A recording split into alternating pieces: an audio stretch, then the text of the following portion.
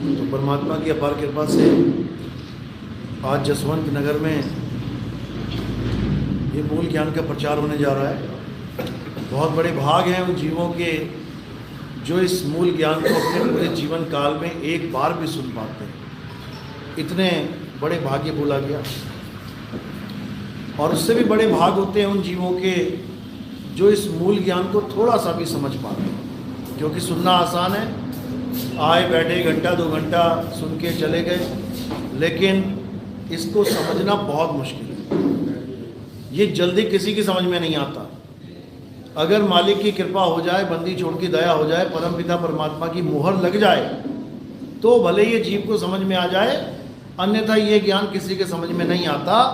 इसीलिए इसे अटपट ज्ञान कहा जाता है। कौन सा ज्ञान? अटपट ज्ञान। इसलिए कह रहे हैं अटपट ज्ञान कबीर का और झटपट लखा ना जाए, और जो इसको झटपट लखे तो सब खटपट मिट जाए। यानी ये ऐसा अटपट ज्ञान है कि तुम्हें लगेगा यार ये कैसा ज्ञान है, ये क्या बता रहे हैं, अरे ये तो बिल्कुल उल्टा बता रहे हैं। ये लगेगा उल्टा बता रहे हैं। क्यों? क्योंकि तुम पहले से उल्टे खड़े हुए हो, तुम उल्टे लटके हुए हो। अब तुम्हें सीधी दुनिया भी उल्टी दिखाई देगी। इसी प्रकार इतना उल्टा ज्ञान पढ़ा दिया गया है इस जीव को, जन्मों जन्मों से उल्टा ज्ञान चल रहा है। अब कबीर साहब का सीधा ज्ञान आया तो इसको उल्टा दिखाई देता है। तो इसीलिए बोला है साहिब ने कि भाई जब तक वो ज्ञान तुम्हारे जीवन में नहीं आ गया जो तुम्हें उल्टे पेड़ को दर्शा दे, उल्टा पेड़, गीता में भी बोला गया ना कि असली गुरु कौन है? जो उल्टे पेड़ की व्याख्या कर दे। उल्टा पेड़ क्यों बोला? पेड़ तो सीधा होता है, लेकिन यहां पर वो सीधा भी उल्टा दिखाई दे रहा है। तो यानी कि हमें वो उल्टा ज्ञान चाहिए। उल्टा ज्ञान का मतलब होता है जैसे तुम कहीं अपना घर छोड़ के जंगल में चले जाओ। अब अगर तुम सीधे जाते गए, सीधा बोल रहा हूं मैं, सीधे जाते गए तो तुम अपने घर से दूर होते जाओगे। अब अगर तुमने अपने घर वापस जाना है तो क्या करना है? उलट जाना है। जो मुंह इधर था अब इधर को कर लेना है। तो कहने में वो उलट जाना है कि उलट जा, लेकिन असल में वो अपने घर का सीधा मार्ग है। उलट तो तुम चुके हो, उल्टे मार्ग तो तुम पढ़ चुके हो, अब तुम्हें सीधे मार्ग पे डालना है। तो ये सीधा मार्ग तब समझ में आता है मेरे भाई जब कबीर साहब के मूल ज्ञान को हम समझ लेते हैं। इसलिए बोला गया ना, से कंबल भीगे पानी और साहिब कबीर की उल्टी बाणी। तो ये उल्टी उनके लिए है जो खुद उल्टे हुए पड़े हैं, और जो सीधे हैं उनके लिए वाणी सीधी है, बिल्कुल सिंपल साफ। तो आज उसी ज्ञान को समझेंगे जिसके लिए कबीर साहब कहते हैं लाखन में कोई समझ न पई हैं और कोटि मध्य जानेंगे, कहें कबीर सुनो भाई साधो हमें बिरले हंस पहचानेंगे।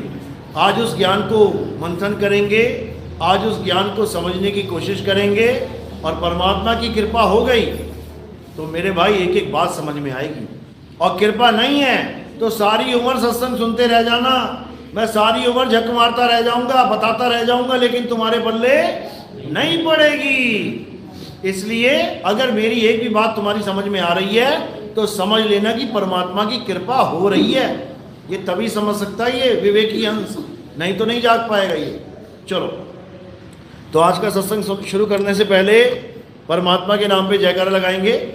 बोलिए परमपिता परमात्मा की, सदगुरु बंदी छोड़ कबीर साहिब की, सभी संतों की, सभी भक्तों की, आज के आनंद की, सदगुरु मदनपति साहिब की, दीवान जवाहरपति साहिब की, सदगुरु बैरागपति साहिब की, गलीनापुर धाम की, सकल हंस को बंदगी साहिब बंदगी।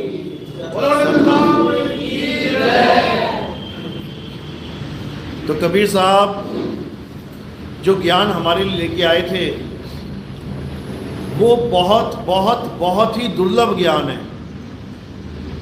इसे अलभ भी कह देते हैं। संतों की वाणियों में आता है, बाबा नानक कहते हैं जग में नाम अलभ है संतों, यानी जो असली नाम है नकली नाम नहीं, नकली नाम तो घर घर में चल रहे हैं। जो असली नाम है वो अलभ है। अलभ, अलभ का मतलब होता है जल्दी प्राप्त ना होने वाला, यानी बहुत ही दुर्लभ, ऐसा ज्ञान है ये। लेकिन जब हम दुनिया में नजर मार के देखेंगे तो हमें पता लगेगा कि हर बाबा, हर गुरु, हर चेला, हर संत नाम लेके बैठा हुआ है। गुरु नानक देव के जग में नाम अलभ है, और हर गुरुद्वारे में नाम लिखा हुआ है दीवार पे, वाहे गुरु वाहे गुरु वाहे गुरु। फिर अलभ क्या है, यही समझना है। जग में नाम अलभ है, यानी नाम की वो महिमा, नाम को बताने वाला, नाम के बारे में समझाने वाला कोई जल्दी मिलता ही नहीं है, अलभ है। लेकिन नाम जपवाने वाला, नाम लिखवाने वाला, ये मिटाने वाला, ये तुम्हें घर घर में मिल जाएंगे। हर घर में तुम्हें राम, अल्लाह, वाहिगुरु, गॉड, हर घर में तुम्हें कोई ना कोई नाम मिल जाएगा जिस नाम के सहारे पूरा पूरा परिवार भक्ति कर रहा है।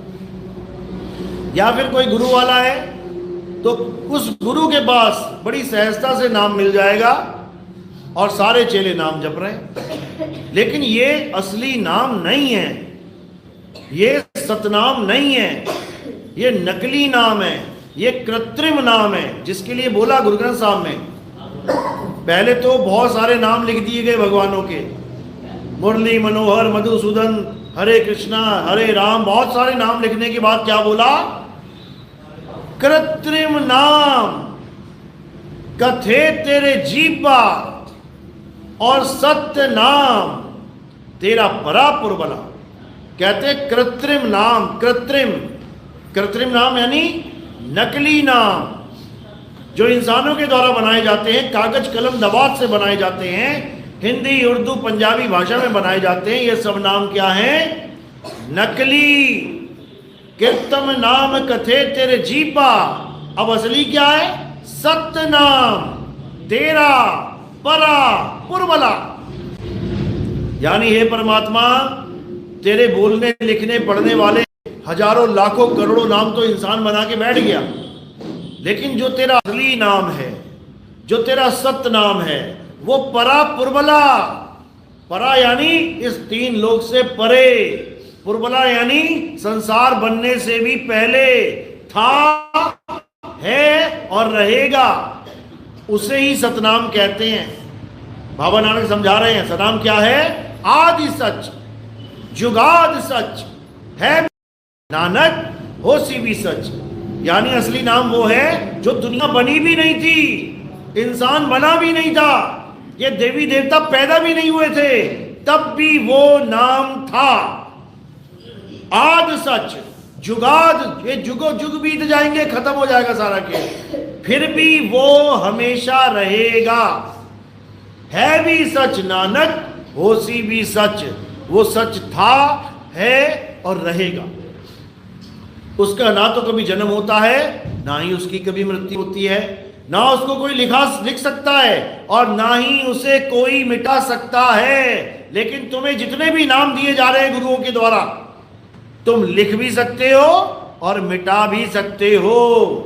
इसीलिए अंग number 340, page number 340 Guru Granth साहब पे कबीर साहब ने क्या बोला, ओंकार आदि में जाना, लिखे और मेटे ताही ना माना।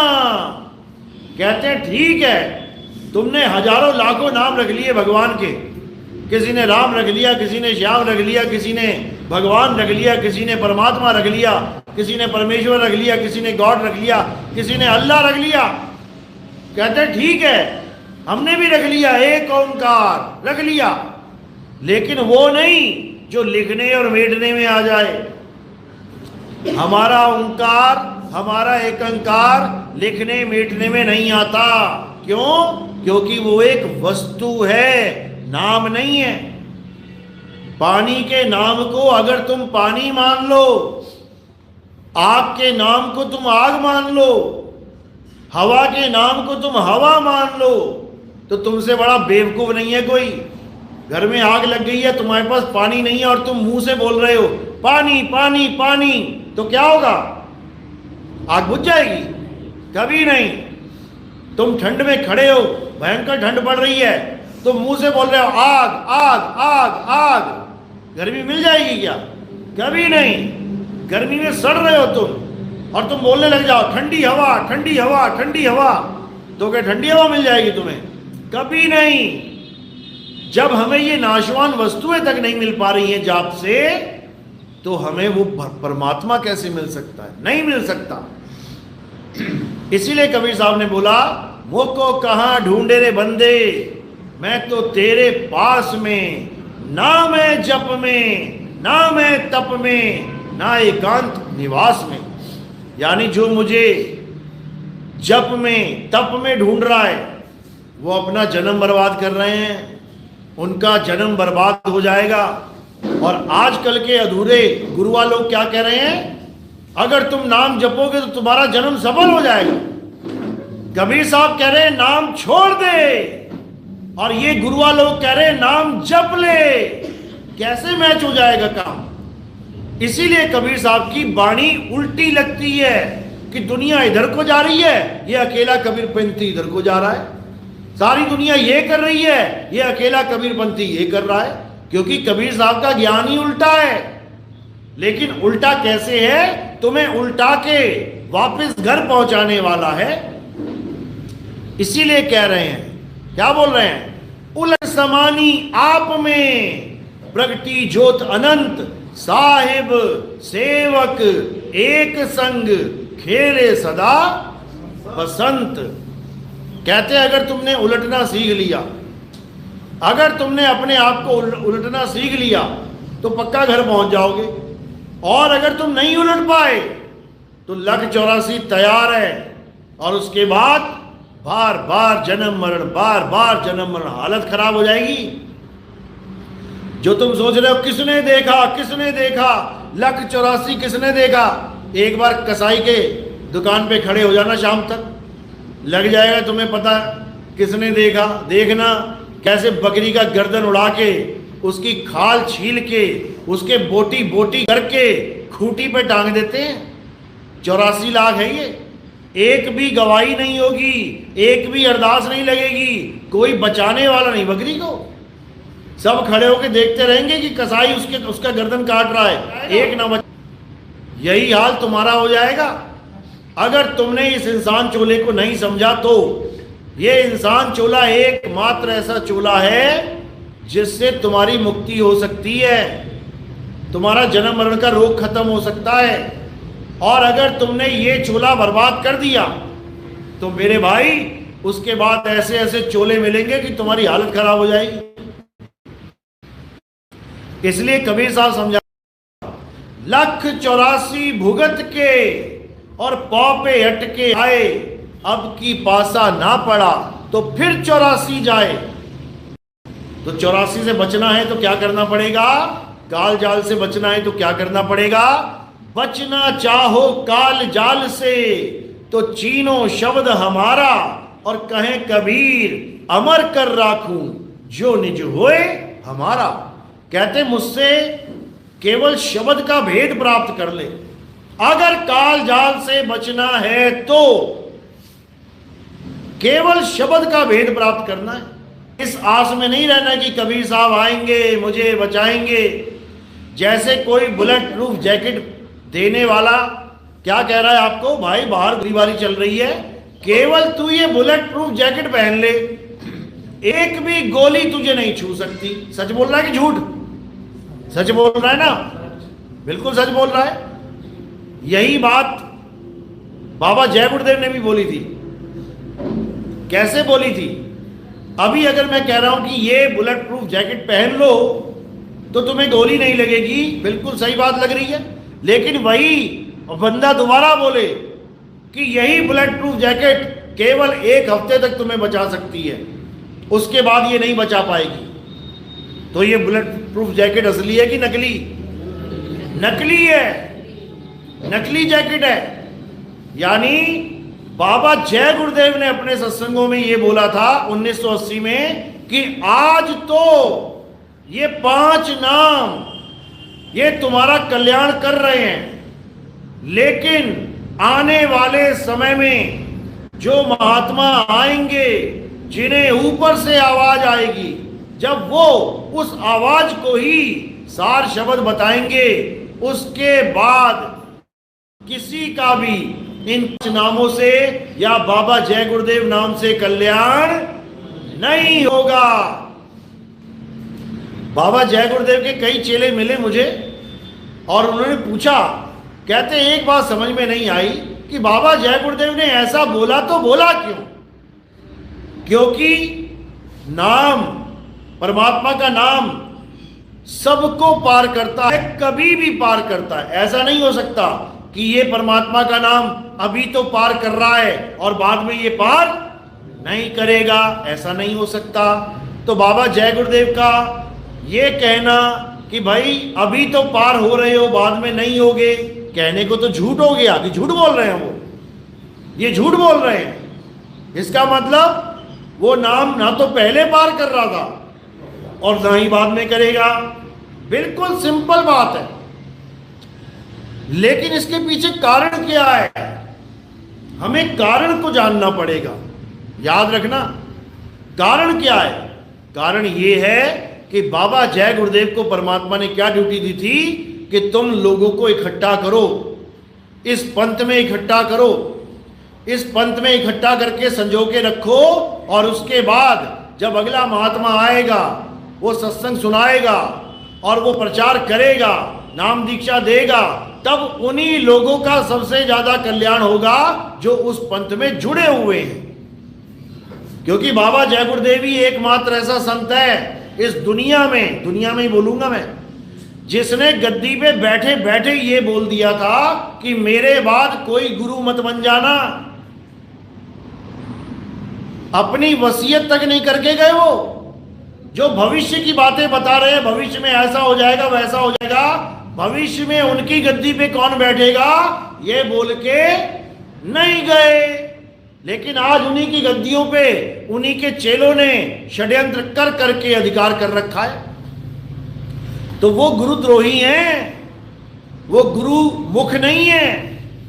बाबा जय गुरुदेव के द्रोही हैं वो लोग। बाबा जय गुरुदेव ने तभी बोल दिया था सत्संग में, अभी तो सत्संग मैंने किया ही नहीं है, अभी तक आपको सत्संग मिला ही नहीं है, ये तो मैं एक माहौल बना रहा हूं सत्संग का, सत्संग करने वाला तो आगे आएगा। ये बाबा गुरुदेव जय गुरुदेव ने बोला हुआ है, लिखित प्रमाण है ये।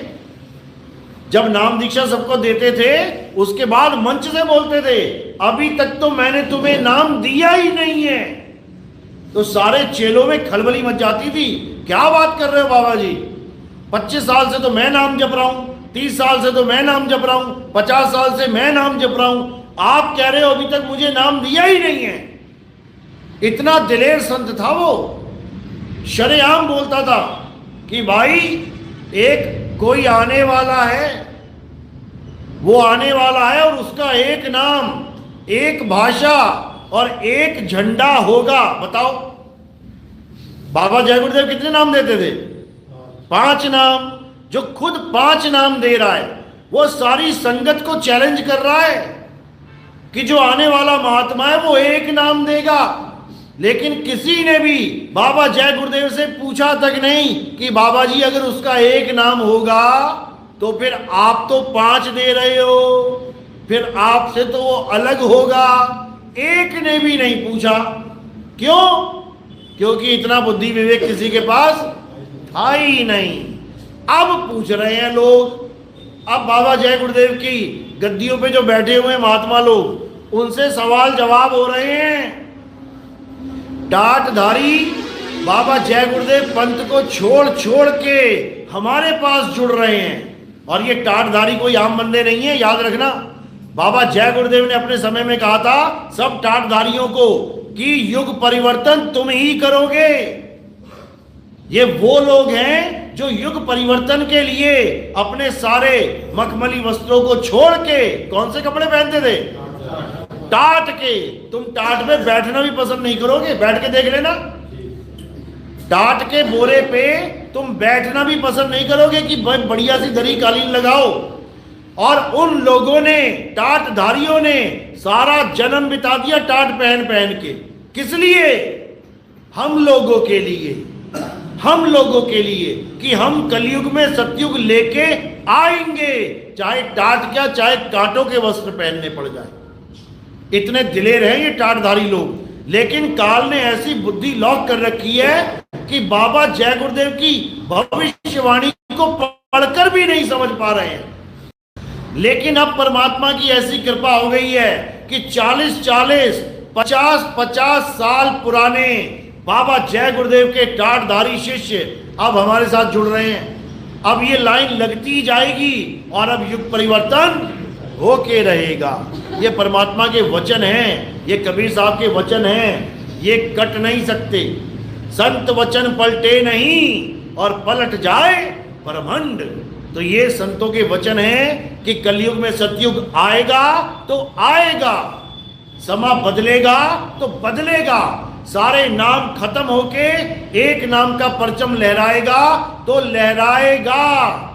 कोई माई का लाल इसे रोक नहीं सकता, क्योंकि ये किसी आदमी के नहीं, ये संतों के वचन है, परमात्मा के वचन है। तो कैसे सतयुग आएगा? जब तक हमें यही नहीं पता लगा तो आएगा कैसे? आ ही नहीं सकता।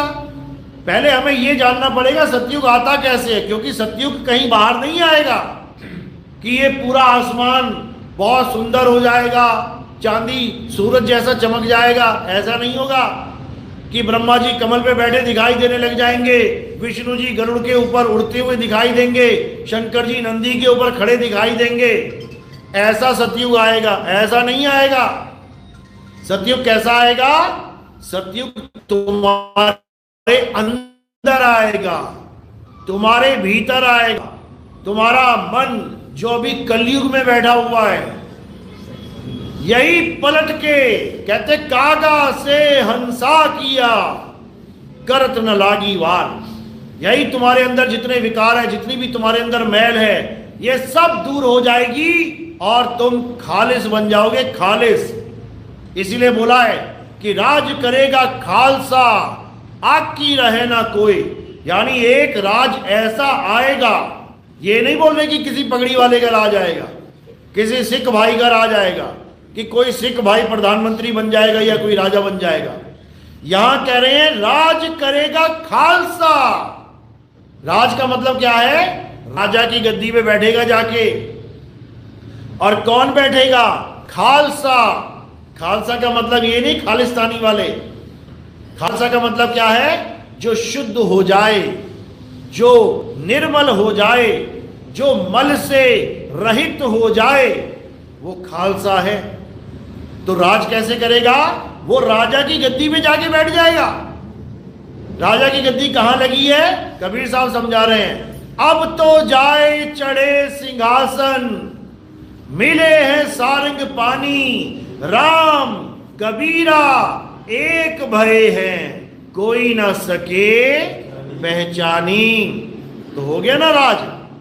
जो पहले भिखारी बना घूम रहा था, आज वो सिंहासन पे बैठ के राजा के साथ राजा ही हो गया। तो राज करेगा खालसा। यानी जो अपने विकारों को खत्म करता जाएगा, जो काम क्रोध लोभ मोह अहंकार को मारता जाएगा, जो इन 52 अक्षरों से बाहर होता जाएगा, जो इन 5 तत्वों से न्यारा होता जाएगा, जो इन 5 तत्व 25 प्रकृति 3 गुण से न्यारा होता जाएगा, वही खालसा कहलाएगा, वही राज करेगा। और एक ऐसा राज होगा जिसको अटल राज बोला है, कि उसके बाद अटल राज है, उसके बाद उसे कोई गद्दी से नहीं उतार सकता। ये संतों के वचन हैं। लेकिन ये तब समझ में आते हैं मेरे भाई, जब हम संतों की शरण में जाते हैं। तो क्या करना है अब हमें ऐसा नाम याद करना है, ऐसा नाम ध्याना है जो लिखने बोलने पढ़ने में नहीं आता, जो 52 अक्षरों में नहीं आता। ये जितने भी बाबा लोग 52 अक्षरों का खेल खेल रहे हैं, ये सब जीवों के साथ अत्याचार कर रहे हैं, ये उनका शोषण कर रहे हैं, ये 52 अक्षरों के जाल में उसको फंसा रहे हैं। कबीर साहब क्या कह रहे हैं? 52 अक्षर लोक त्रय, सब कुछ इन ही माही, ये आखर खिर जाएंगे, वो आखर इनमें नाही। अब कितना बोले, अब और क्या बोले? बोल तो दिया कि ये आखर इनमें नाही, लेकिन मोटी बुद्धि, जड़ बुद्धि, ये जीव समझ ही नहीं पा रहा है। कबीर साहब ने बार बार भाग के सुना दिया कि 52 अक्षर जोरे आन, सकिया ना अक्षर एक पहचान। उन्होंने भाग के सुना दिया, लेकिन ये मूर्ख जीव समझ ही नहीं पा रहा है। इसीलिए साहिब ने कहा आदि नाम हम भाग सुनाया, और ये मूर्ख जीव समझ नहीं पाया। समझने की बात है ये, तुम्हें समझ बूझ के चलना पड़ेगा, बूझना पड़ेगा। बूझना यानी निबेड़ा करना पड़ेगा, सत्य सत्य का निबेड़ा करना पड़ेगा, खोजबीन करनी पड़ेगी, तभी सतनाम मिलेगा, नहीं तो नहीं मिलेगा। कोई तुम्हें ओम सोम पकड़ा देगा सतनाम बोल के, कोई तुम्हें 100 का अजपा जाप पकड़ा देगा सतनाम बोल के, कोई तुम्हें चक्र जागरण में लगा देगा सतनाम बोल के, कोई तुम्हें श्वासों में उलझा देगा सतनाम बोल के, कोई तुम्हें नाभि में अटका देगा सतनाम बोल के, कोई तुम्हें नाक पे बैठा देगा। नाक को देख रहे हैं, बताओ 24 घंटे। अरे आंख है तो नाक है, आंख नहीं तो नाक भी नहीं, कैसे देखोगे?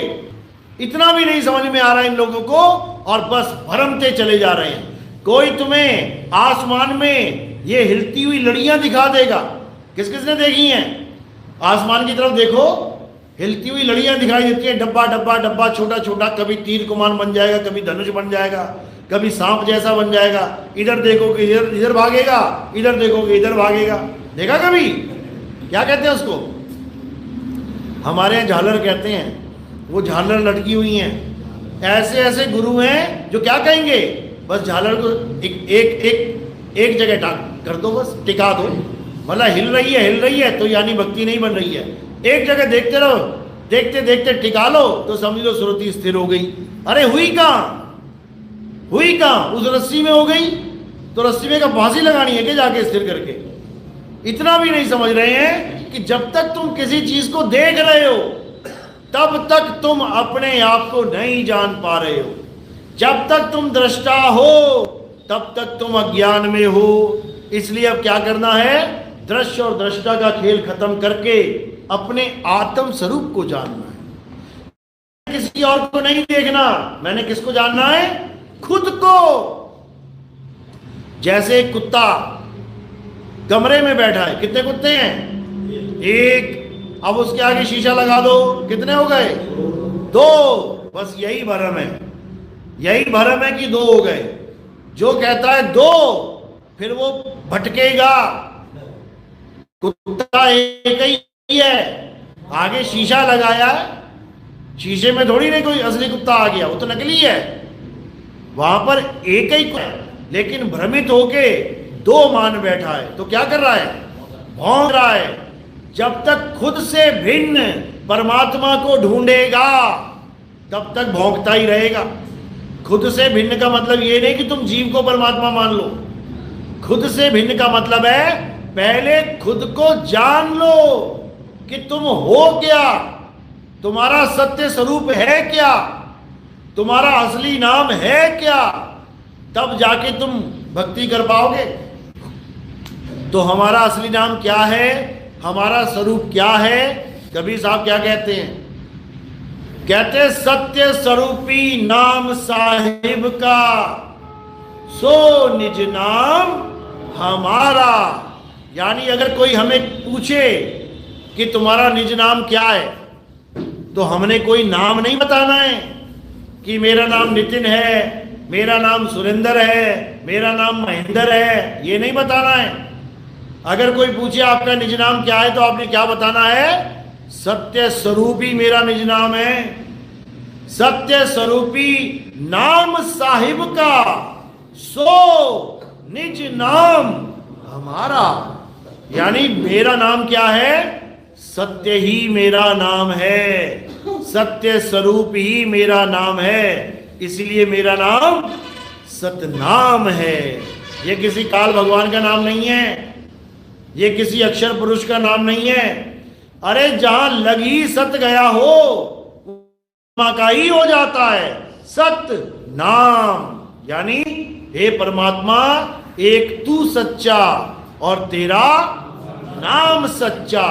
तो सच्चा नाम को ही पंजाबी में सतनाम कहते हैं। समझ में आ रही बात? इसी सतनाम का चक्कर है सारा। यही अधूरे गुरुआ लोगों ने ओम सोहम को सतनाम बता बता के काल भगवान और अक्षर पुरुष की पूजा करवा डाली। सारी उम्र खाते रहो धक्के। लेकिन कबीर साहब क्या समझा रहे हैं? कबीर साहब कह रहे हैं सतनाम काल भगवान का अक्षर पुरुष का नाम नहीं है भाई। सतनाम वो फुल एंड फाइनल नाम है जो हमें सतगुरु देते हैं। तो क्या कह रहे हैं? सतगुरु सोई सतनाम बतावे और बाकी गुरु कोई काम ना आवे। तो अगर सतगुरु वो है जो सतनाम देता है तो फिर सार नाम और सार शब्द देने वाले को कौन सा गुरु कहेंगे भाई? किसकी बात कर रहा हूं पता है ना? रामपाल जी महाराज की। वो कहते हैं कि सतनाम के बाद तुम्हें सार नाम मिलेगा, सार शब्द भी मिलेगा। अब सतनाम की महिमा तो गा रहे हैं क्योंकि कबीर सागर में लिखी है, लेकिन सतनाम को जान नहीं पा रहे हैं। सतनाम को देने के बाद भी क्या कहते हैं कि सतनाम से मुक्ति नहीं होगी तुम्हारी। यानी ओम सोहम जाप तो जपो, लेकिन इससे तुम्हारी मुक्ति नहीं होगी, सतनाम से मुक्ति नहीं होगी। सार नाम देना पड़ेगा, सार शब्द देना पड़ेगा। अरे सतनाम से ही मुक्ति होगी, लेकिन तुम्हारे वाले नकली सतनाम से मुक्ति नहीं होगी। असली सतनाम क्या है? साहिब समझा रहे हैं, कह रहे सत्य नाम को सिमर के, जप के नहीं, सिमर के, सिमरण करो। सिमरण यानी याद करो, जाप मत करो। नाम है जप में, नाम है तप में। जप का तो खंडन किया है साहिब ने, याद करने की महिमा गाई है। तो कह रहे हैं सत्य नाम को सिमर के तर गए पतित अनेक, तेही कारण नहीं छाड़िए सत्य नाम की टेक। अब बताओ, सारे जितने भी पापी थे सतनाम को सिमर के पार हो गए। इसके अलावा किसी पर विश्वास ना करने की सलाह दे रही हैं कबीर साहब कि इसी पर अपनी टेक जमा के रखो। लेकिन अधूरे गुरु सतनाम की महिमा को भी झूठा करने में लगे हैं कि सतनाम से मुक्ति नहीं होने वाली। अरे सतनाम से ही मुक्ति होगी,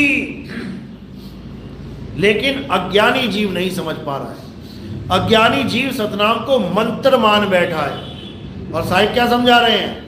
सत्य नाम है सार, ये मंत्र नहीं है, ये तुम्हारा सार है।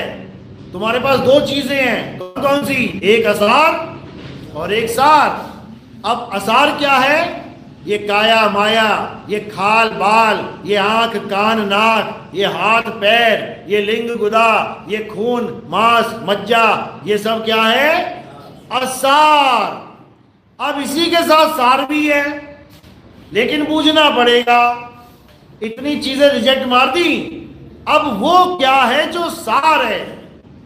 वो है हमारा आत्म स्वरूप, जिसे परमात्मा भी कहते हैं, क्योंकि परमात्मा का स्वरूप हमारा स्वरूप है और हमारा स्वरूप परमात्मा का स्वरूप है। तो ही मोही मोही तो ही अंतर कैसा।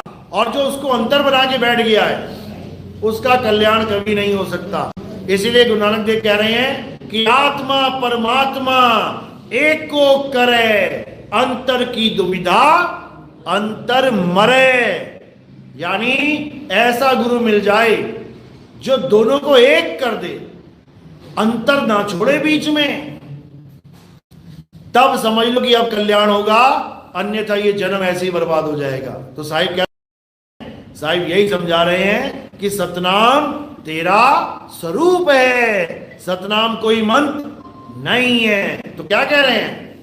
सत्य नाम कोई नाम नहीं, ये है आपन रूप, और जो जाने इस भेद को पावे आप स्वरूप। यानी हे जीव, ऐसा गुरु धारण कर जो गुरु मंत्र ना जपवाए बल्कि तुम्हें तुम्हारा स्वरूप बताए।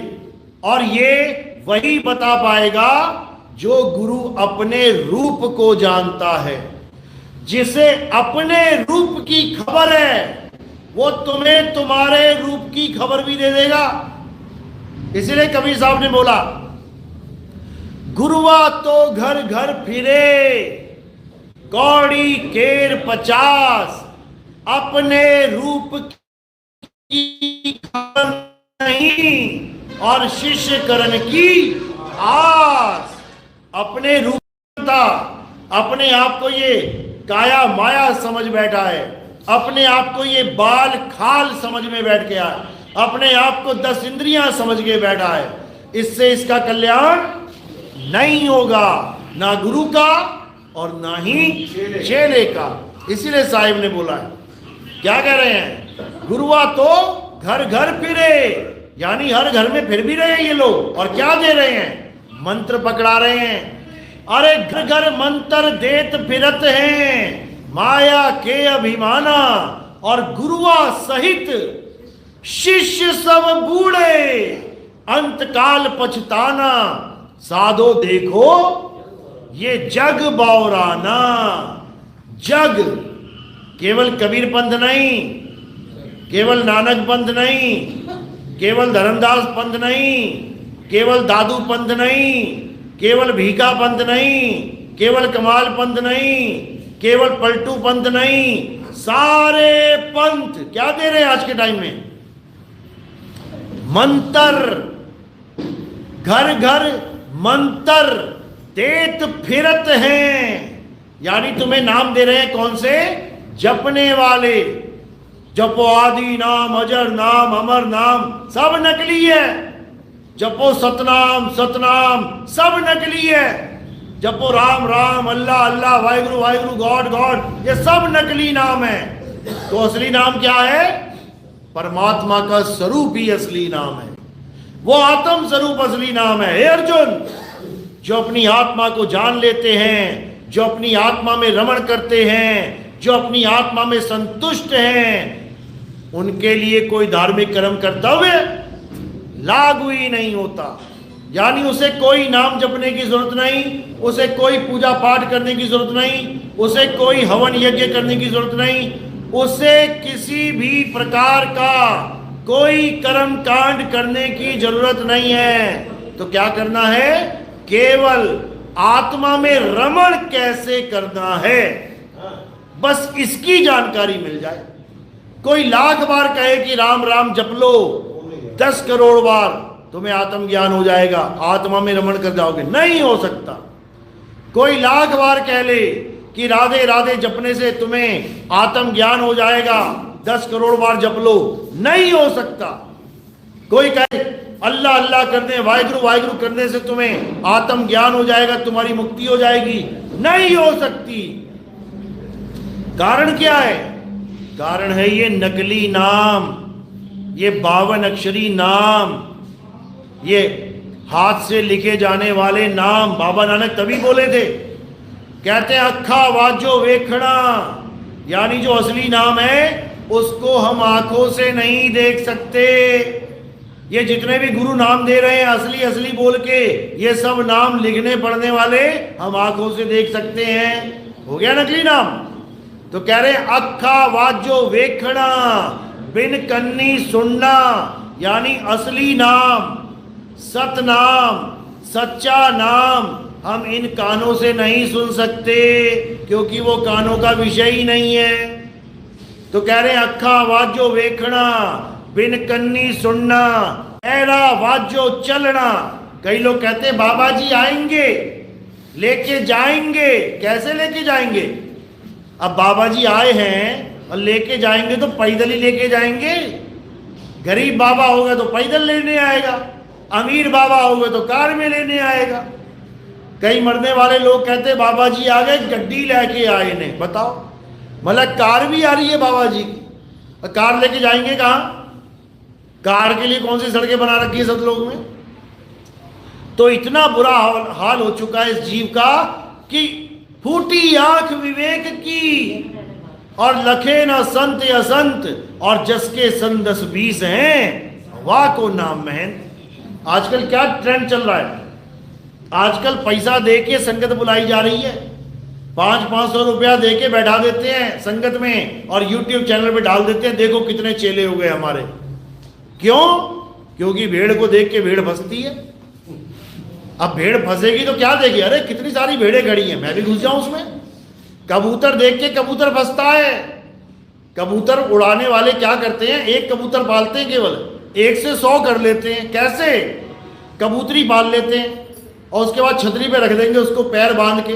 अब उड़ता हुआ कबूतर देखेगा, क्या बात है, कबूतरी बैठी है, जाके वो वहां बैठ जाएगा। अब कबूतरी उड़ नहीं सकती, वो भी नहीं उड़ेगा। 500 रुपए वाली भीड़ महात्मा करने लग गए हैं, ये ट्रेंड चल पड़ा है। तो ऐसे लोगों से बच के रहना है, सावधान रहना है और अपनी विवेक को, अपनी विवेक शक्ति को एकदम चौकस कर लेना है, एकदम जगा लेना है। तो कह रहे फूटी आंख विवेक की और लखे ना संत असंत, और जाके संग 10-20 हैं वाको नाम महंत। यानी कभी भी भीड़ देखकर नाम दीक्षा नहीं लेना है कि इतने लोग ले रहे हैं, पागल थोड़ी नहीं है। अरे इतने पागल है, तू भी जुड़ जाएगा एक, और तुझे देख के और एक और जुड़ जाएगा। इसलिए विवेक जगा, समझ जा कि ये 52 अक्षर किसी का कल्याण नहीं कर सकते। अरे जो अपना नाम खुद नहीं बोल सकते, लिख दो दीवार पे राम, उस नाम से पूछो क्या क्या लिखा हुआ है, क्या नाम है आपका? वो राम बोलेगा कि राम है? तुम कबीर लिख दो दीवार पे, क्या कबीर अक्षर लिखने के बाद अक्षर बोलेंगे कि मैं क्या लिखा हूं? तो सोचो, जो खुद बोल नहीं सकते वो तुम्हारा कल्याण क्या करेंगे? कल्याण कौन करेगा? आत्मदेव करेगा। ये मुर्दा नाम है और वो जिंदा राम है। आत्मदेव कौन है? हाजिर नाजिर जिंदा राम। इस नाम का पंथ चल रहा है, हाजिर नाजिर जिंदा राम। और जब सारे मंत्र रहे हैं, मुर्दा राम जप रहे हैं, मुर्दा राम जप रहे हैं और जयकारा जिंदा राम का लगा रहे हैं। कमाल कर दी। तो कबीर साहब ने कोई कमी नहीं छोड़ी है भाई, केवल तुम्हारी समझ की कमी है। कह रहे जाके जीव जैसी बुद्धि होई, और कहे कबीर जानेगा सुई। कहते मैंने तो अपनी वाणी रख दी सामने, अब जैसी जिसकी बुद्धि विवेक है, मेरी वाणी को वैसे ही पढ़ के वैसे ही समझ लेगा। वाणी है सोई गुरु पूरा कहावे, 2 अक्षर का भेद बतावे, एक छुड़ावे एक लखावे, तब प्राणी निज घर को जावे। ये वाणी मदन साहिब की कई संतों ने ली, राधा स्वामी वालों ने ली। अपने ग्रंथ में क्या व्याख्या कर दी कि वो 2 अक्षर वो पार ब्रह्म में जाके मिलेंगे।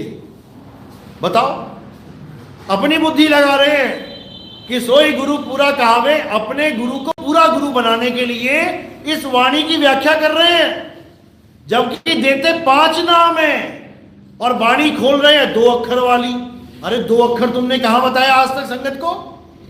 एक भी राधा स्वामी का भगत अगर ये कह दे कि मैंने बाबा जी के सत्संगों में 2 अक्षर की बहुत महिमा सुनी है, नाम बदल दूंगा मैं अपना। समझ लेना, वहां पर 5 नाम की महिमा चलती है, 5 शब्द की महिमा चलती है, 2 अक्षर की महिमा नहीं चलती। लेकिन अपने आप को सर्वश्रेष्ठ सिद्ध करने के लिए उन्होंने हमारे मदन साहिब की वाणी अपने ग्रंथ सत्य संत मत प्रकाश भाग 4 में छाप दी। और क्या लिख दिया? वो 2 अक्षर क्या हैं? वो पार ब्रह्म में मिलेंगे। यानी जब तुम मर जाओगे और पार ब्रह्म में पहुंचोगे, तब तुम्हें वहां 2 अक्षर मिलेंगे। अब इतनी भी बुद्धि नहीं है कि वाणी आगे कह रही है एक छुड़ाए, अब वो 2 में से छुड़वाओगे किसको? ये भी तो बताओ।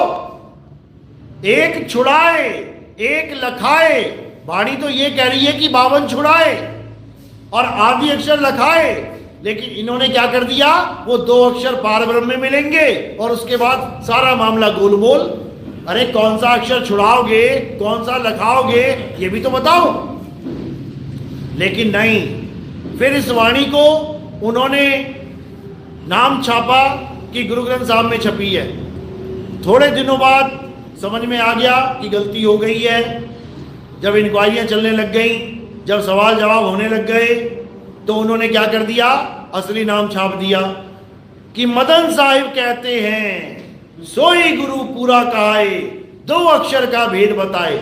अच्छी बात है, हम उनकी तारीफ करना चाहेंगे क्योंकि उन्होंने सत्य का साथ दिया।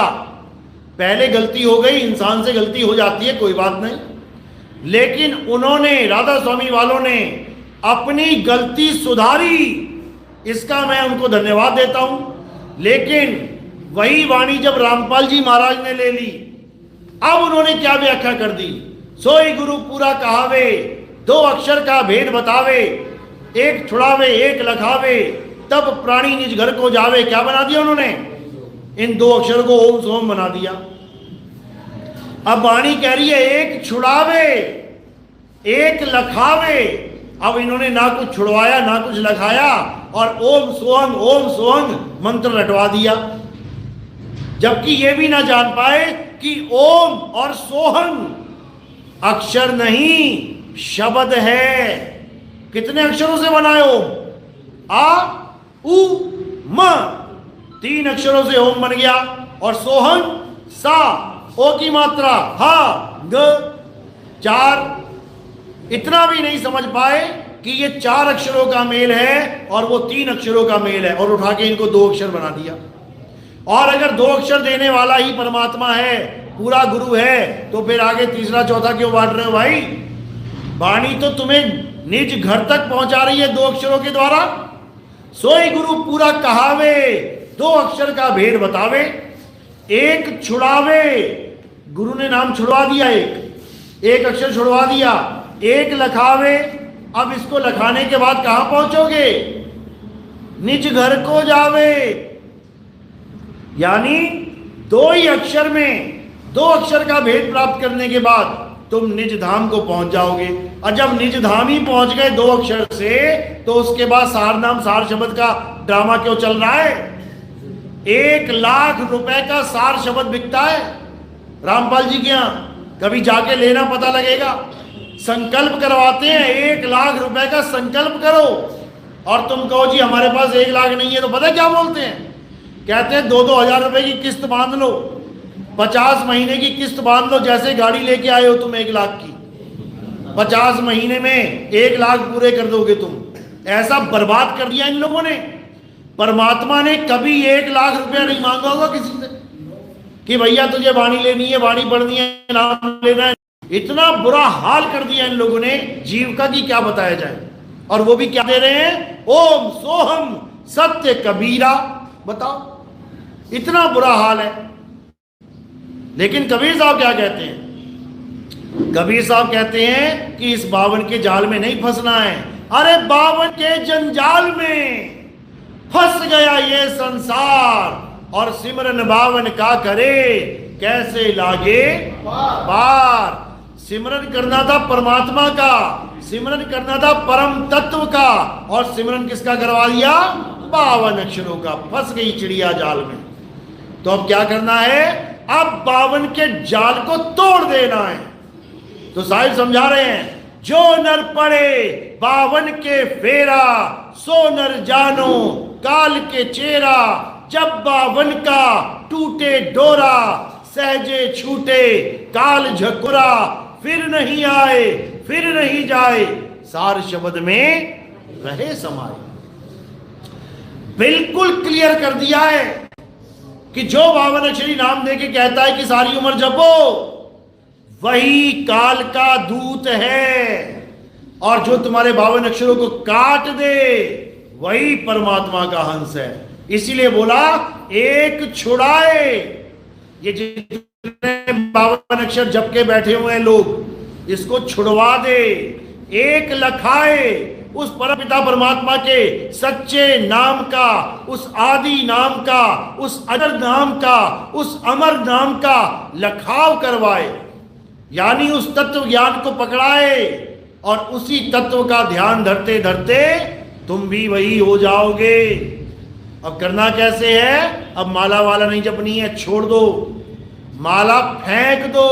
अरे भला हुआ मेरी माला टूटी, मैं राम भजन से छूटी, मेरे सिर से टली पला।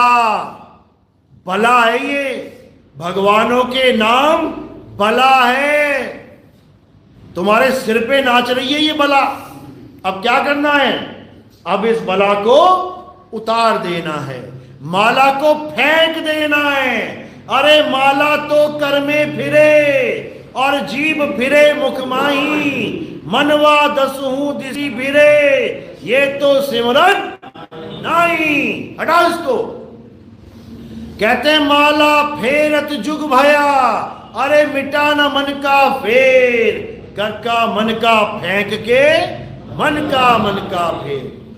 अब क्या करना है? अब अपने सत्य स्वरूप को जानना है, इस नकली नाम को, 52 अक्षरी नाम को त्याग देना है, और उसके बाद तुम्हें वो ज्ञान प्राप्त होगा जिसे परम तत्व कहते हैं। हे अर्जुन, जो परम तत्व का ध्यान धरते हैं वो परम तत्व ही हो जाते हैं। यही कबीर साहब समझा रहे हैं। श्वासा की कर सिमरनी, कर अजपा का जाप, परम तत्व का ध्यान धर, सो हम आपे आप। सोहम आपे आप का मतलब ये नहीं कि सोहम अपने आप जपने लग जाओगे। सोहम आपे आप का मतलब तुम खुद वो हो जाओगे। कौन? जो तू, सो हम, यानी तुम और परमात्मा एक हो जाओगे। एक, उसके बाद ये बंधन सदा सदा के लिए टूट जाएगा और तुम सदा सदा के लिए मुक्त हो जाओगे। बोलिए परमपिता परमात्मा की सतनाम सतनाम। बात समझ में आ रही है? किसके समझ में आ रही है? हाथ खड़ा करो। क्या बात है, बहुत बढ़िया बहुत बढ़िया बहुत बढ़िया।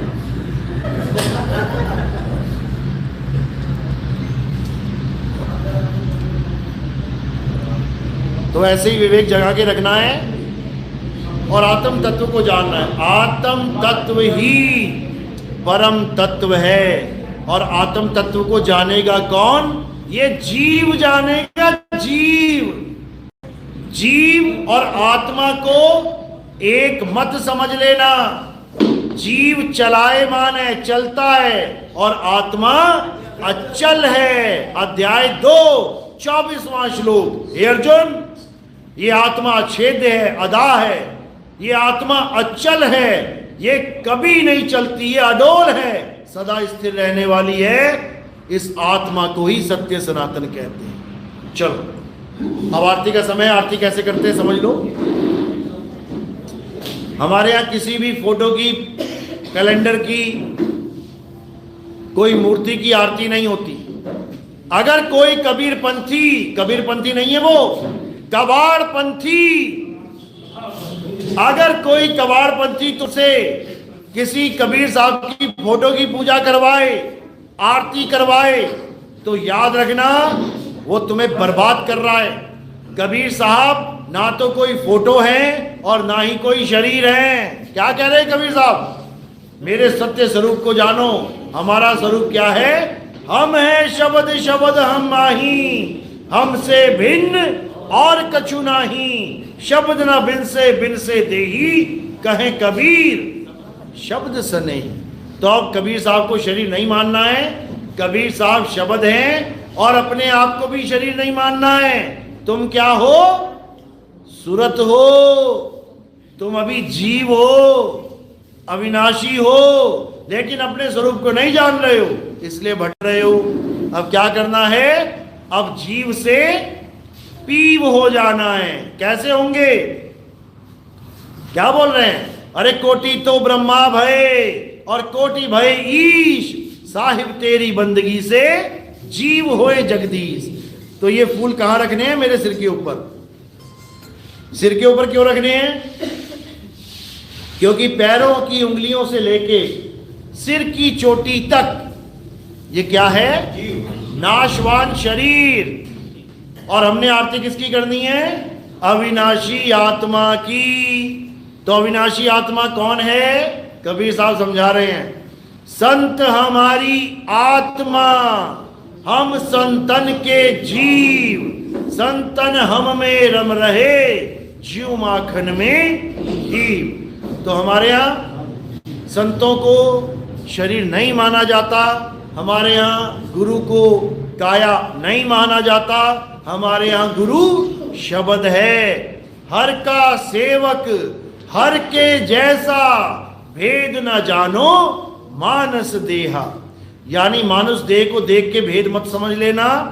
हरि का सेवक हर ही जैसा, यानी परमात्मा शब्द है तो उसका दास भी शब्द ही है। जब वो अपने स्वरूप को प्राप्त कर ले तब। तो हमारे यहाँ शब्द गुरु की आरती होती है। एक एक करके आरती में आएंगे। कोई प्रचार में योगदान करना चाहेगा, सेवा देना चाहेगा तो पैरों में रखना है। इस सेवा का हम क्या करते हैं समझ लो। हमने कोई आश्रम नहीं बनाया, हमने कोई अपना स्थान नहीं बनाया। हम 12 महीने 24 घंटे 7 दिन हम भ्रमण करते हैं। रोज हमारा सत्संग होता है। हर नए शहर में, हर नए जिले में, हर नए गांव में हम चलते रहते हैं, चलते रहते हैं, चलते रहते। साधु तो चलता भला। तो ये पैसा कहाँ लगता है? ये प्रचार प्रसार में लगता है। और हमारा प्रोग्राम आता है टीवी में, साधना चैनल पे, ईश्वर टीवी में। हमने कुछ एड्स दे रखी हैं चलाने के लिए, उसमें भी बहुत सा पैसा देना पड़ता है। तो हम वो पैसा कहाँ से लाते हैं? जो आप सेवा में दान देते हैं वही हम आगे ट्रांसफर कर देते हैं। इससे क्या होता है? पैसे की जरूरत नहीं है, खत्म नहीं होगा खा खा के। तो जीवों की माया जीवों तक। बोलिए परमपिता परमात्मा की।